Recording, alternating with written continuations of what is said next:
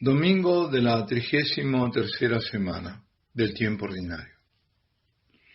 Lectura del Santo Evangelio según San Mateo. En aquel tiempo dijo Jesús a sus discípulos esta parábola. Un hombre al irse de viaje llamó a sus siervos y los dejó a cargo de sus bienes. A uno le dejó 5 talentos, a otros 2, a otro 1, a cada cual según su capacidad. Luego se marchó. El que recibió 5 talentos fue enseguida a negociar con ellos y ganó otros 5. El que recibió 2 hizo lo mismo y ganó otros 2. En cambio, el que recibió 1 fue a hacer un hoyo en la tierra y escondió el dinero de su señor. Al cabo de mucho tiempo viene el señor de aquellos siervos y se pone a ajustar las cuentas con ellos. Se acercó el que había recibido 5 talentos y le presentó otros 5, diciendo, Señor, 5 talentos me dejaste, mira, he ganado otros 5. Su señor le dijo, bien, siervo bueno y fiel, como has sido fiel en lo poco, te daré un cargo importante. Entra en el gozo de tu señor. Se acercó luego el que había recibido 2 talentos y dijo, Señor, 2 talentos me dejaste. Mira, he ganado otros 2. Su señor le dijo, bien, siervo bueno y fiel, como has sido fiel en lo poco, te daré un cargo importante. Entra en el gozo de tu señor. Se acercó también el que había recibido 1 talento y dijo, Señor, sabía que eres exigente, que siegas donde no siembras y recoges donde no esparces. Tuve miedo y fue a esconder tu talento bajo tierra. Aquí tienes lo tuyo. El Señor le respondió, eres un siervo negligente y holgazán. Con que sabías que siego donde no siembro y recojo donde no esparzo, pues debías haber puesto mi dinero en el banco, para que al volver yo pudiera recoger lo mío con los intereses. Quitadle el talento y dádselo al que tiene 10, porque el que tiene se le dará y le sobrará, pero al que no tiene se le quitará hasta lo que tiene. Y ese siervo inútil, echadlo fuera a las tinieblas, allí será el llanto y el rechinar de dientes. Palabra del Señor.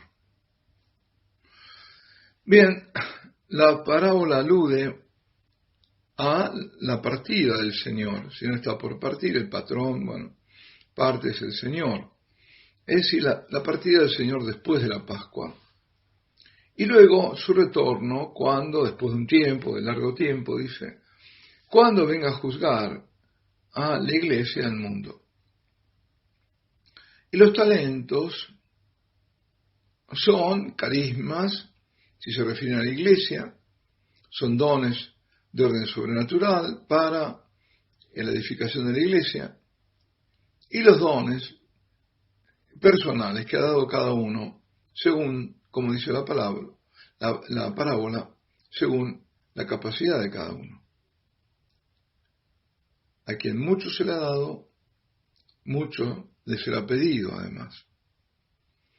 Entonces, estos dones que cada uno ha recibido del Señor, si lo miramos en una perspectiva no escatológica, es decir, del fin de los tiempos, del juicio universal o del fin del mundo, sino más bien una visión actual, digo, estos dones deben portar frutos. Deben portar frutos. Los dones han sido dados para fructificar, no para retenerlos con uno. Y no importando de cuántos dones hemos recibido, nuestra vida debe ser fecunda. Ese es el sentido de este paso por la tierra. Quien es egoísta, quien vive solo para sí, termina en la esterilidad. lo que el egoísta ha querido en esta vida, probablemente, no siempre, pero probablemente lo ha tenido, pero arriesgando la eternidad. En la parábola del Evangelio de hoy, quien no ha empleado su talento es echado, es lanzado a las tinieblas. ¿Qué ventaja tendrá un hombre si gana el mundo entero y luego pierde su propia vida? Dice el Señor en el mismo Evangelio de San Mateo, no en otro capítulo. ¿De qué sirve? ¿De qué sirve? Haber vivido y no haber dado fruto, ser estéril. ¿De qué sirve? Ser estéril ante Dios, dar fruto ante Dios, no es el éxito humano, No hay que entender eso, pero mi vida es un fracaso porque, qué sé yo, no realicé lo que quería. No. Dios no mide eso así. Los frutos de amor. A esos frutos se refiere. Fecunda en el amor. Una persona puede estar en total fracaso económico, pero su vida agradable a Dios. No hay que confundir porque estamos midiendo el éxito con criterios humanos, es decir, hay que mirarlos con el criterio de Dios. Fijémonos ese otro, ¿cómo juzga? Juzga a Dios como se juzgan a los hombres, es decir, con un criterio humano está juzgando a Dios. Siembras o cosechas donde no siembras, es decir, un Dios injusto, un Dios exigente, y de acuerdo a esa imagen de Dios ha actuado y de acuerdo a esa imagen Dios lo ha juzgado. Entonces, sabiendo esto, la pregunta que nos interesa particularmente es esta.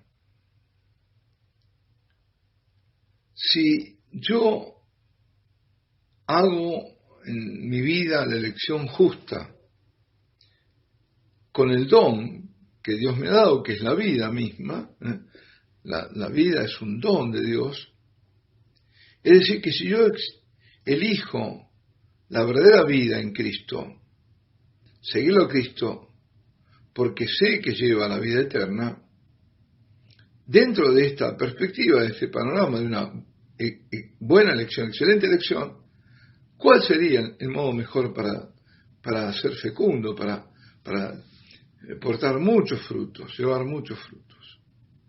La respuesta es, el modo mejor para volver mi vida fecunda es acoger el mayor don que Dios nos ha hecho.